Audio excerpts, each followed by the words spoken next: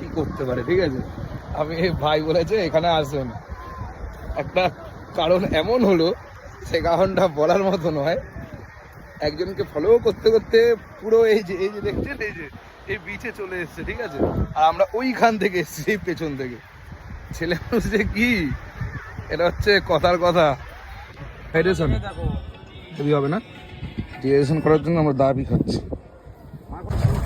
এই অন্ধকারের মধ্যে আমরা যাচ্ছি, কোথায় যাচ্ছি আমরা? কার্গিল বিচ। কার্গিল বিচ পুরো অন্ধকার এখন চারিদিক দিয়ে। দাদাকে সেই পেয়েছিলাম আমাদের হেনরি থেকে, দাদাকে বুক করে নিই, এখান থেকে দাদাকেই যাচ্ছে। কার্গিল বিচ, রাতের বেলা দেখা যাচ্ছে ভালোভাবে কিনা। অনেক লোক আছে, হ্যাঁ এখানে মনে হয় কেউ চান ফান করে না অ্যাকচুয়ালি। এটা হচ্ছে খালি থেকে কলকাতা। আমরা এই বাসে যাচ্ছি, এসি বাসে।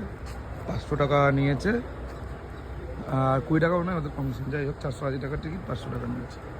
চলো এই বাসে আমরা যাচ্ছি।